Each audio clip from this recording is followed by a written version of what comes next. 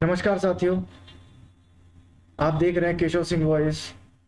अब जो मैं आपको एक वीडियो अब जो दिखाऊंगा वो अपने आप में ही एक कपिल शर्मा शो की तरह का ही एक शो के जैसा ही इसे आप लीजिएगा। कर्नाटका चुनाव में हमारे यशस्वी प्रधानमंत्री जी के द्वारा दिया गया एक भाषण है जिसमें प्रधानमंत्री जी ये गिनवाते हैं कि उन्हें कितनी गालियां पड़ती हैं।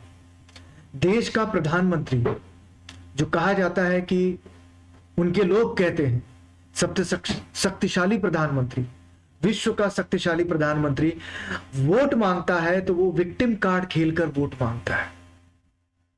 इससे बड़ी विडंबना क्या होगी और इससे बड़ा हास्य क्या होगा, यह आप सभी समझ सकते हैं, या आप सभी सोचिए, या आप सभी समझिए कि इससे बड़ा और हास्य और परिहास क्या हो सकता है। हास्य के नाम पर ही परिहास हो रहा है, तो हम क्या कहें।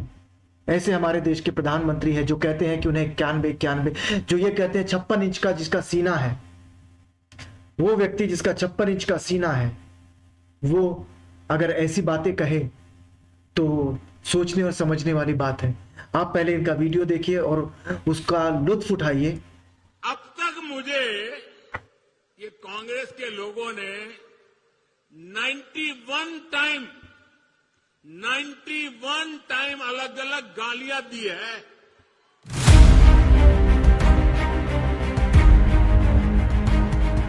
नरेंद्र मोदी जी, ये चुनाव आपके बारे में नहीं है, ये चुनाव कर्नाटक के जनता और कर्नाटक के भविष्य के बारे में है। आप कहते हो कि कांग्रेस ने मेरे ऊपर 91 बार आक्रमण किया, मगर आप ये कभी नहीं कहते हो कि कर्नाटक के लिए मैंने क्या किया। आप आते हो, आप अपने चीफ मिनिस्टर का नाम तक नहीं लेते हो, आप येदियुरप्पा जी का नाम तक नहीं लेते हो। आपको ये बताना चाहिए कि आपने पिछले 3 सालों में कर्नाटक में क्या करवाया। जब आपको मालूम था कि कर्नाटक में 40% चोरी हो रही है तो आपने क्या किया। आपने चोरी को रोकने की कोशिश की, आपने भ्रष्टाचारियों को पकड़ने की कोशिश की, आपने एक कदम नहीं उठाया। क्यों नहीं उठाया? आपको ये भी कहना चाहिए कि अगले 5 सालों में आप क्या करने वाले हो। हमारी शुरुआत इन 5 कामों से होगी। आपकी शुरुआत कहां होगी? क्या 40% के बजाय आप 60% बढ़ा दोगे? जनता को ये बातें तो बताओ।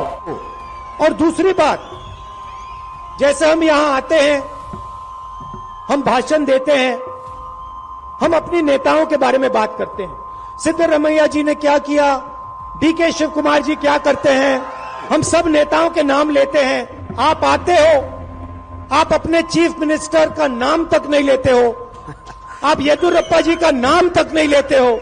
आपके भाषण सिर्फ नरेंद्र मोदी जी के बारे में होते हैं। 1-2 बार आप येदियुरप्पा जी का भी नाम ले लीजिए, बोम्मई जी का भी नाम ले लीजिए, उनको अच्छा लगेगा। देश के सर्वोच्च पद पर बैठा सबसे बड़ी ताकतवर, देश का सबसे ताकतवर इंसान अगर इस तरह जाके जनता के बीच में जाके अगर वो असहाय होकर वोट मांगे तो आप ये समझ सकते हैं कि वो उस पद के लायक नहीं। ऐसा व्यक्ति उस पद के लायक ही नहीं है जो अपने काम को ना गिना सके कि मैं इतने सालों से, इतने वर्षों से अगर मैं हम सत्ता में है, ताकतवर हैं, हम ये कर सकते हैं, हमने ये किया है। वो अपने कामों की, अपने काम की उपलब्धियां ना गिनाकर अगर वो ये सब बातें अगर कहता है तो उससे बड़ा लाचार, असहाय कोई हो ही नहीं सकता। और जो व्यक्ति ये कहता है कि वो उसे गालियां पड़ती हैं और वो ये भूल जाता है कि स्वयं वो दूसरों को जब वो गालियां देता है, स्वयं वो जब दूसरों को ऐसे शब्दों का प्रयोग करता है जो असंसदीय होती है, जो कि मर्यादा विहीन होती है, जो मर्यादा के खिलाफ होती है, वो खुद तो उनके जो फॉलोअर्स होते हैं, उनके फॉलोअर्स हैं तो उनके तो वो तो वैसे भी अंधभक्त हैं। अगर राजा ही गिरा है तो प्रजा तो उससे भी गिरी होती है। तो मेरा कहने का मतलब अब यही है, समझना है तो उसे समझे, जो ना समझ सके तो उसके लिए कुछ कह नहीं सकते।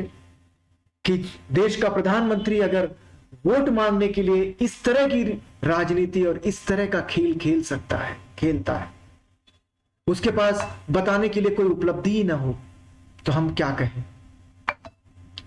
धन्यवाद आप सभी का।